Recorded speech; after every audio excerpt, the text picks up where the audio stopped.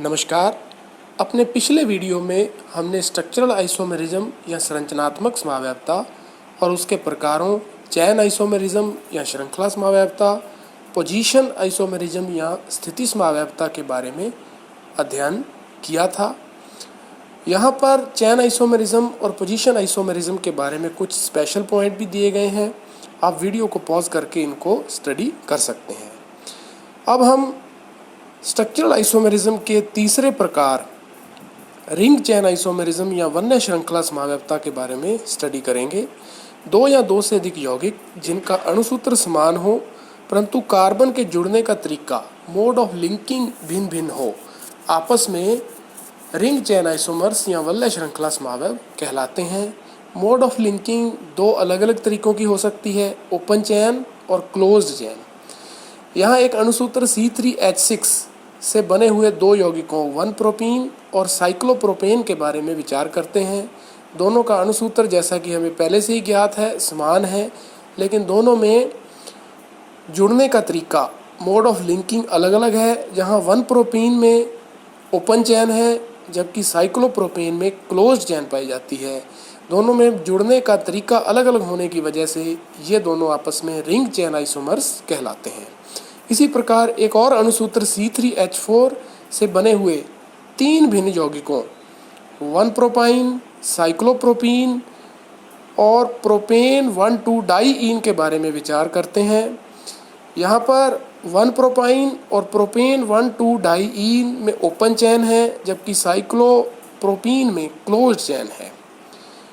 1-प्रोपाइन और साइक्लोप्रोपीन ये दोनों आपस में रिंग चैन आइसोमर्स कहलाते हैं। इसी प्रकार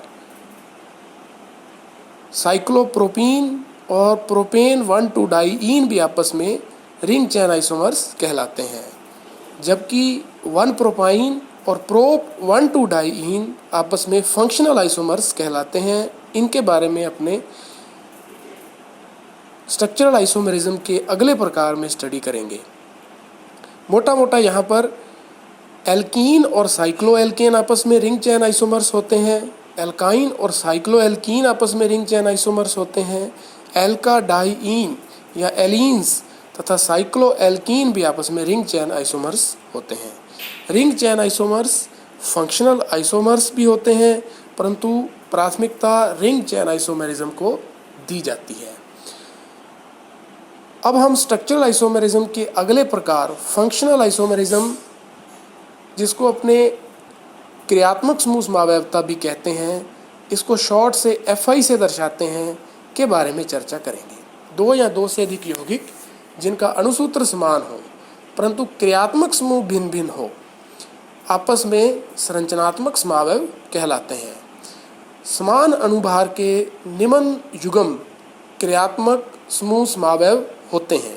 अल्कोहल और ईथर, अगर इनका अणुभार समान हो तो ये दोनों आपस में फंक्शनल आइसोमर्स होते हैं। इसी प्रकार एल्डिहाइड और कीटोन, अगर इनका अणुभार समान हो तो ये भी आपस में फंक्शनल आइसोमर्स कहलाते हैं। इसी तरह एसिड और एस्टर, साइनाइड और आइसोसाइनाइड, नाइट्रो और नाइट्राइट, कीटो और इनोल, एमाइड और ऑक्सिम, अल्कोहलिक और phenolic compound, 1,2,3 degree amine, alkene और साइक्लोएल्केन, एल्काइन और साइक्लोएल्कीन, एल्काइन और एल्का डाईईन या एलीन, ये सभी युग्म आपस में क्रियात्मक समूह समव्यव कहलाते हैं।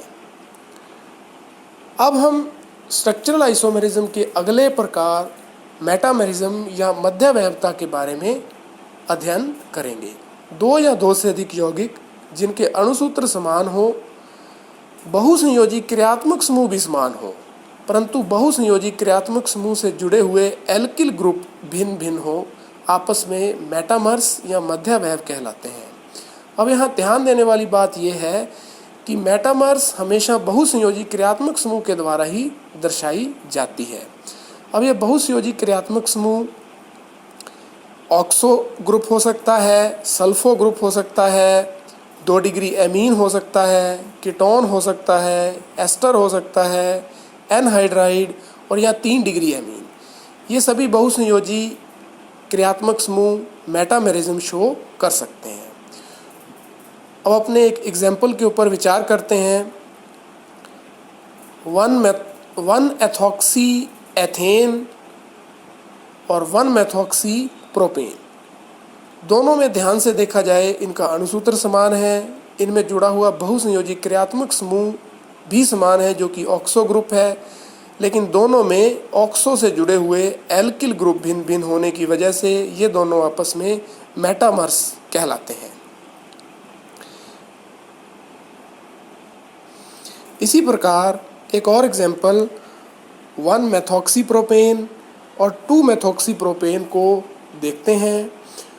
तो इन दोनों में अणुसूत्र समान है, बहुसंयोजी क्रियात्मक समूह भी समान है जो कि ऑक्सो ग्रुप है, लेकिन दोनों में ऑक्सो ग्रुप से जुड़े हुए एल्किल ग्रुप भिन्न भिन्न होने की वजह से ये दोनों आपस में मेटामर्स कहलाते हैं। इसी प्रकार एक और एग्जाम्पल 1-मेथॉक्सी ब्यूटेन और 1-मेथॉक्सी 2-मेथिल प्रोपेन के बारे में विचार करते हैं। देखने पर पता चलता है कि इन दोनों का अणुसूत्र भी समान है, इन दोनों में क्रियात्मक समूह भी समान है, लेकिन दोनों में ऑक्सो ग्रुप से जुड़े हुए एल्किल ग्रुप भिन्न भिन्न होने की वजह से ये दोनों आपस में मेटामर्स कहलाते हैं। मेटामर्स चेन आइसोमर्स या पोजीशन आइसोमर्स भी हो सकते हैं, परंतु प्राथमिकता मेटामर्स को दी जाती है। ईथर में चेन आइसोमर्स या पोजीशन आइसोमर्स होने के लिए एल्कोक्सी समान होना चाहिए। अब एक एग्जाम्पल के ऊपर विचार करते हैं जिसमें अपने 4 भिन्न भिन्न यौगिक ले रखे हैं। पहले से ही इनका अणु भार समान लिया गया है। अब इनके ऊपर विचार करेंगे कि ये आपस में किस प्रकार की समवायवता प्रदर्शित करते हैं। सबसे पहले अपने ए और बी युग्म के ऊपर विचार करते हैं। देखने पर पता चलता है कि इन दोनों में बहुसंयोजी क्रियात्मक समूह समान है जो कि 2 डिग्री एमीन है, लेकिन 2 डिग्री एमीन से जुड़े हुए एल्किल ग्रुप आपस में भिन्न भिन्न होने की वजह से ये मेटामर्स कहलाते हैं। इसी प्रकार एक अन्य युग्म ए और सी पर विचार करते हैं। इनमें भी बहुसंयोजी क्रियात्मक समूह समान है जो कि 2 डिग्री एमीन है, जबकि उस 2 डिग्री एमीन से जुड़े हुए एल्किल ग्रुप भिन्न भिन्न हैं, इसलिए ये दोनों भी आपस में मेटामर्स कहलाते हैं। अब तीसरा युग्म ए और डी पर विचार करते हैं। इन दोनों को ध्यान से देखने पर पता चलता है कि इनमें बहुसंयोजी क्रियात्मक समूह ही भिन्न भिन्न है। ए में यहाँ बहुसंयोजी क्रियात्मक समूह 2 डिग्री एमीन है, जबकि डी में बहुसंयोजी क्रियात्मक समूह 3 डिग्री एमीन है। इस वजह से क्रियात्मक समूह भिन्न होने के कारण ये दोनों आपस में फंक्शनल आइसोमर्स कहलाते हैं। अब हम बी और सी युग्म पर विचार करते हैं।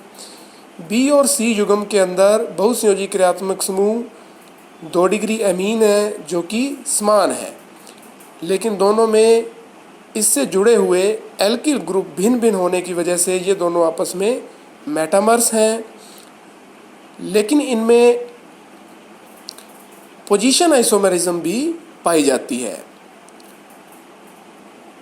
अब हम सी और डी ग्रुप के बारे में विचार करते हैं। सी और डी ग्रुप में ध्यान से देखने पर पता चलता है कि दोनों में बहुसंयोजी क्रियात्मक समूह भिन्न भिन्न है। जहाँ सी में बहुसंयोजी क्रियात्मक समूह 2 डिग्री एमीन है, जबकि डी में बहुसंयोजी क्रियात्मक समूह 3 डिग्री एमीन है। इस वजह से ये दोनों आपस में फंक्शनल आइसोमर्स कहलाते हैं। नीचे कुछ और एग्जाम्पल भी दिए गए हैं। आप वीडियो को पॉज करके इनके बारे में स्टडी कर सकते हैं। धन्यवाद।